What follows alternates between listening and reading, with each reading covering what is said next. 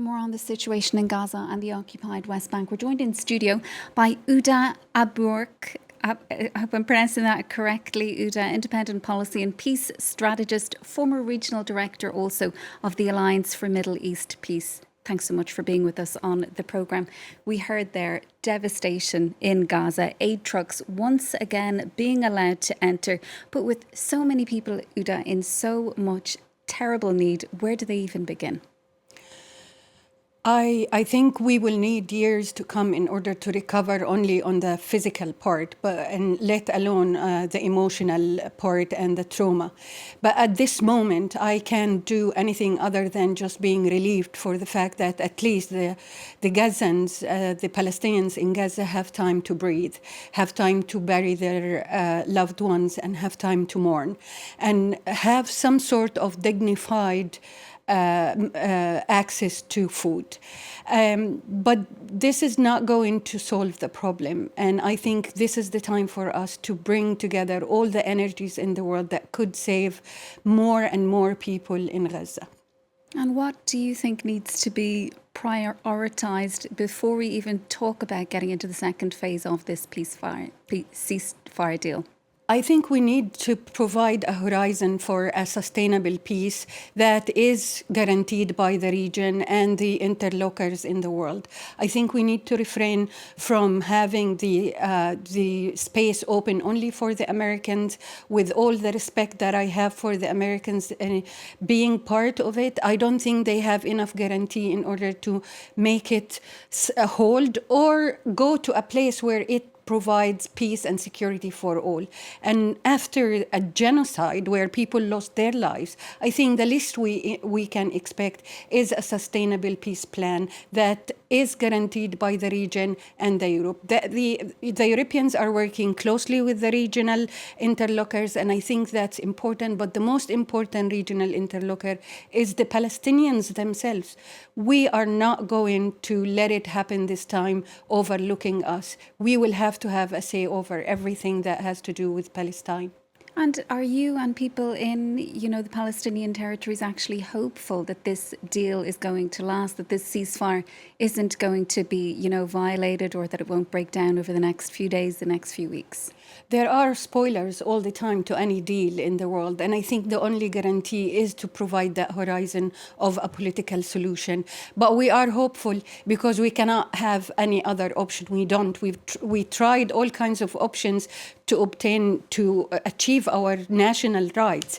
And I think now, with the support of the world and the free people of the free world standing by us, there is a huge possibility that we will enjoy peace and sustainability in the region. And how do we go about now rebuilding Gaza, and who do you think should ultimately be governing it? We will build it. We will build it. We will rebuild it, and we should be the ones who are governing it. And there is no at all objection to having internationals monitoring, having a peace room in which, if any of the spoilers intervene to spoil the deal, to get us to a point not to use bombs and to kill more people, I think we will be the ones who will rebuild with the help of the free world. And what kind of role then does the international community need to play, including Arab neighbours of Gaza's? To make sure that they are not just money machine, they are not an ATM machine, and they also take into consideration that the Palestinians have agency, and they are looking for ways in order to be the ones who rule and govern.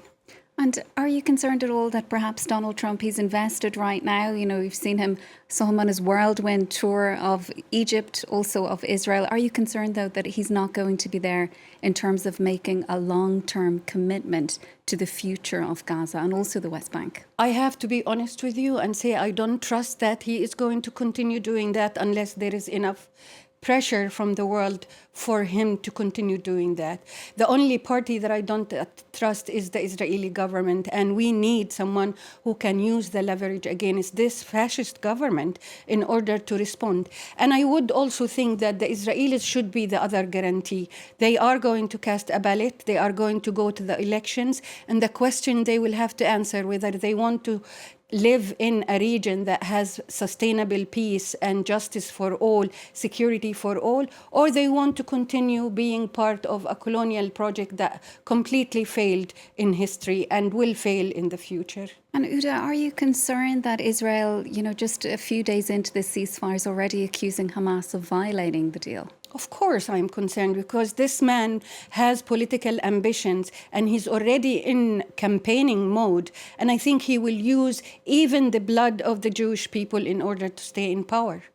There's concern as well within Gaza about Hamas, though. We've seen them publish a video where it looks like they're executing men on the streets. What's your concern there about It's not acceptable. It's not us, and this is not our cause.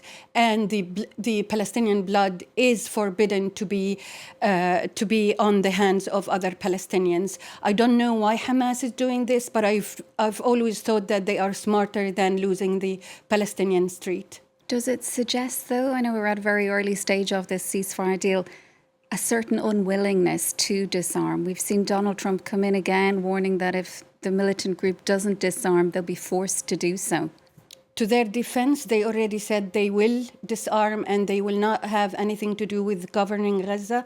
But I think the fact that there is no law and order in Gaza, they needed to intervene. I don't approve of the way they intervened.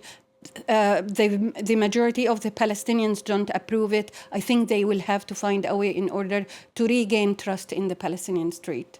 And Huda, where does all of this leave the occupied West Bank? That's where you yourself are from. The West Bank, I'm afraid, is going to be the prize for a future Palestine state in Gaza. And I am sure, depending on how the situation is going now and the rate of expansion of settlement and the fact that annexation is not creeping, it's actually happening, I am afraid that with no pressure from the Europeans and the Americans, the West Bank will be the price to be paid for a Palestinian state in Gaza alone. We'll have to leave it there for now. Thank you so much, though, for coming in to speak with us on the programme tonight. That's Huda Abuarqoub, independent policy and peace strategist, also former regional director of the Alliance for Middle East Peace. Thank you. Thank you.